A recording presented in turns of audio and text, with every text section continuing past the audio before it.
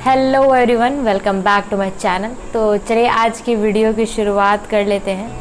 तो पिछले जो कुछ वीडियोस थे उसमें मैंने CSS सेलेक्टर्स कवर किए थे, उनके सारे मैंने अलग अलग सेक्शन में डिवाइड करके अलग अलग वीडियो क्रिएट किए थे। तो आज हम बात करेंगे how to add CSS and comments के बारे में, जो हम लोग ऐड करते हैं CSS में।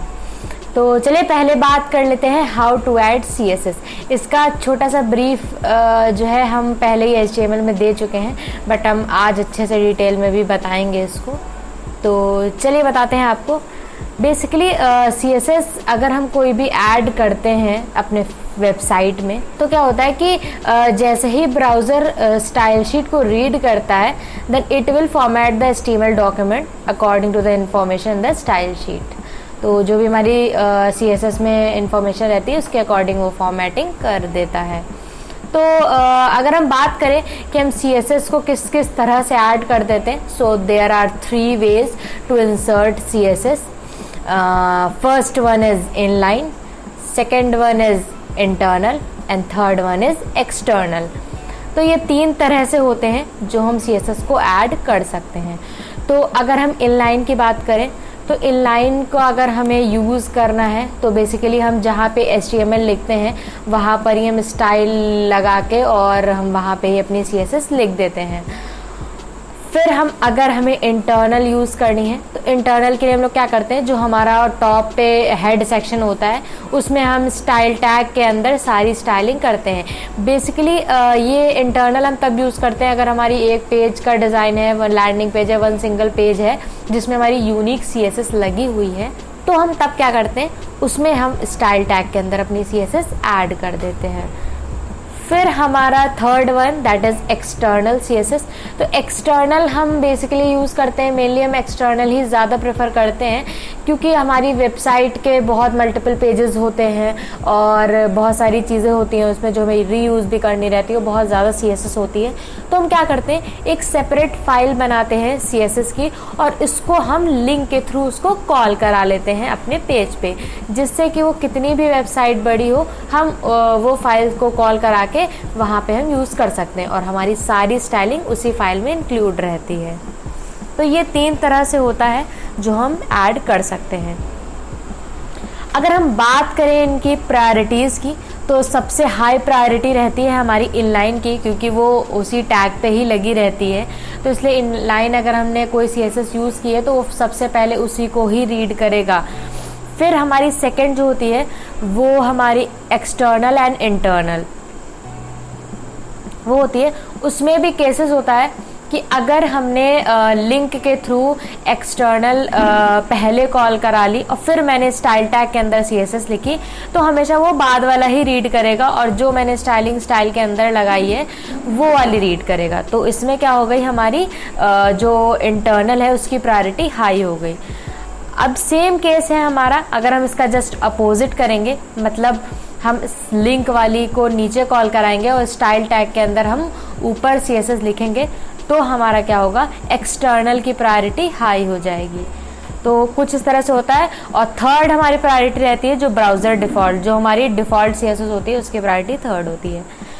तो अब हम कमेंट की बात कर लेते हैं, फिर हम पूरा सारा प्रैक्टिकल करके दिखाते हैं एक साथ।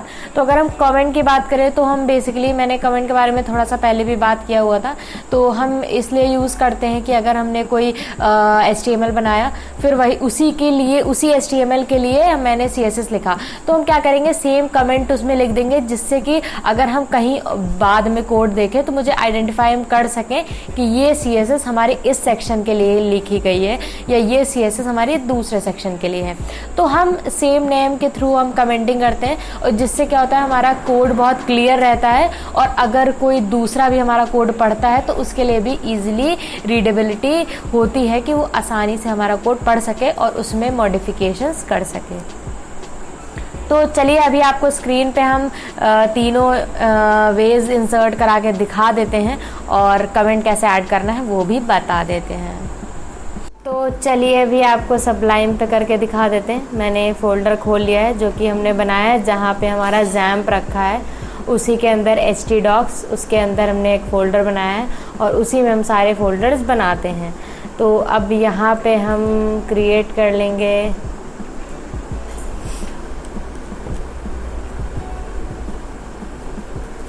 प्रैक्टिस 26। इसमें मैंने HTML CSS सभी मिक्स कर दी है। तो अभी हम यहाँ पे मैंने फ़ाइल क्रिएट कर ली है।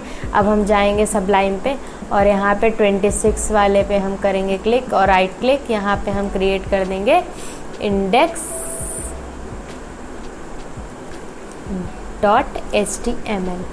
ये मैंने HTML फाइल क्रिएट कर ली और यहाँ पे हम लिख देते हैं HTML।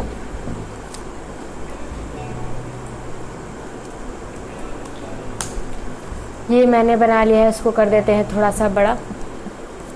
अब हम यहाँ पे सबसे पहले आपको दिखाते हैं इनलाइन कैसे लिखते हैं। तो मैंने लिया यहाँ पे H1 हेडिंग 1, यहाँ पे लिख दिया मैंने हेलो वर्ल्ड। अब हम अगर इनलाइन स्टाइल लिखनी है तो हम क्या करेंगे, उसी एलिमेंट के अंदर स्पेस दिया और लिखा स्टाइल इज इक्वल टू, लगाया मैंने कोट्स। फिर यहाँ पे हम लिखते हैं फॉन्ट साइज 21 और ये हमने लगा दिया सेमीकोलन। ये हो गई हमारी इनलाइन स्टाइल। अब हम अगर इसको हम करेंगे ब्राउज़र में ओपन तो ये इस तरह से आएगा। यहाँ पे हम कुछ भी चीज़ें चेंज कर सकते हैं। तो ये हमारी लाइन। अब हम अगर एक्सटर्नल हमें लगानी है तो हमने बोला था हेड के अंदर लगाते हैं हम, हेड के इंटरनल। तो अब यहाँ पे हम लिखेंगे स्टाइल टैग। मैंने ये स्टाइल टैग क्लोज कर दिया। अब हम इस स्टाइल टैग के अंदर हम यहाँ पे हेड के अंदर स्टाइल टैग के अंदर इंटरनल CSS लिखते हैं। तो हम अब यहाँ पे लिख देते हैं H1 और ये मैंने कर्ली ब्रैकेट ओपन क्लोज और यहाँ पे लिख दिया मैंने फॉन्ट साइज 30। अब आपको लाइव एग्जांपल दिखाते हैं, इससे प्रायोरिटी का भी पता चल जाएगा। देखिए ये बड़ी नहीं हुई, दैट मीन्स वो हमारी किसकी ले रहा है, इस वाले की प्रायोरिटी ले रहा है। अब जैसे ही हम यहाँ पे ये रिमूव करेंगे, यहाँ पे मैंने किया, ये देखिए रिफ्रेश किया मैंने, ये कर दिया इसको 50 और ये हमारा यहाँ पे रिफ्लेक्ट होने लगा। तो कुछ इस तरह से यहाँ पे हम लिखते हैं इंटरनल।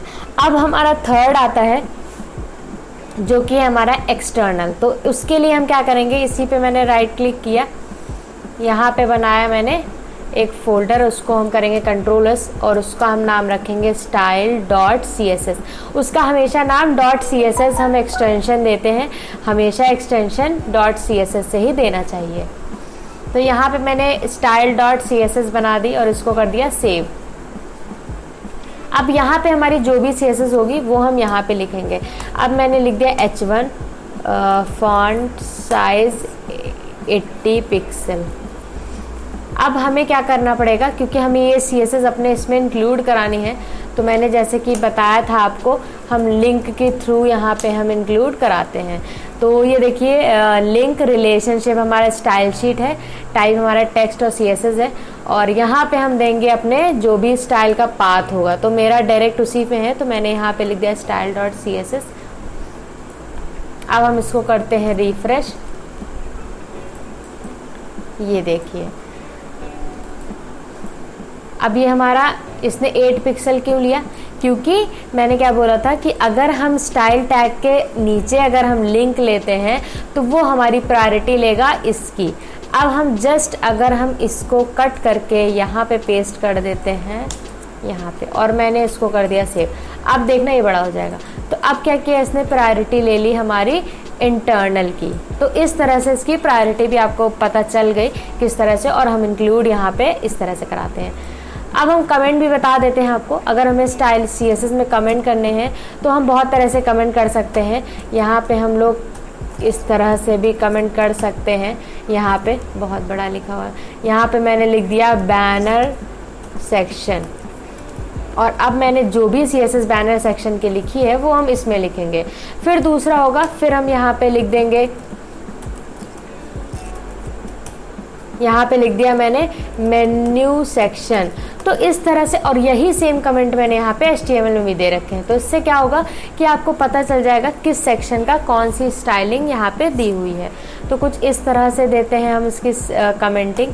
बाकी आप 1 लाइन कमेंट भी दे सकते हैं, जैसे कि हम यहाँ पे देते हैं हेडर सेक्शन, ये किया और कंट्रोल / दबाया तो ये हमारा ये लग गया। तो आप इस तरह से भी दे सकते हैं। अब हम जैसे कि अगर आपको फॉन्ट साइज़ के आगे यहाँ पे कमेंट देना है कि क्या है, तो यहाँ पे लिख दिया मैंने फॉन्ट साइज ऑफ हेडिंग। अब हमें क्या करना है कि इसको मैंने किया सेलेक्ट कंट्रोल / तो ये क्या हुआ, इसको बताता रहेगा कि कौन सी CSS है। तो अगर हमारी CSS थोड़ी कॉम्प्लेक्स होती है तो आप ये कमेंट भी यूज़ कर सकते हैं, तो डिपेंड करता है। बट मेन कमेंट हमारा यही होता है कि हम सेक्शंस को अलग अलग करके लिख सकें, जिससे कि आइडेंटिफाई हो जाए बाद में कि कौन सी स्टाइलिंग किस चीज़ की है। तो गाइस, कैसी लगी हमारी आज की वीडियो? होप आपके लिए हेल्पफुल होगी। ये बहुत ही इम्पॉर्टेंट टॉपिक है, तो उसको बहुत ध्यान से पढ़िए और समझिए। अगर कोई डाउट होता है तो आप पूछ सकते हैं। तो चलिए अब आपसे क्वेश्चन ऑफ द डे पूछ लेते हैं। तो हमारा पहला क्वेश्चन है कि अगर हम लिंक पे एक्सटर्नल फाइल ऊपर कॉल कराते हैं, फिर हम स्टाइल को इंटरनल को नीचे लिखते हैं, तो वो कौन से CSS को पिक करेगा, मतलब हमारी कौन सी CSS रेंडर होगी।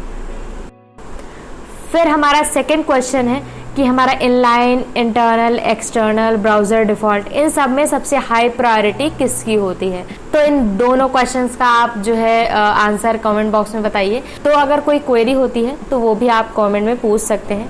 तो चलिए मिलते हैं नेक्स्ट वीडियो में। ऐसे हमारे साथ जुड़े रहें और हमें सोशल मीडिया प्लेटफॉर्म पे फॉलो करना चाहते हैं तो लिंक आपको डिस्क्रिप्शन बॉक्स में मिल जाएगी, आप वहाँ से फॉलो कर सकते हैं। तो चलिए, जब तक के लिए सीखते रहें। Bye bye, take care.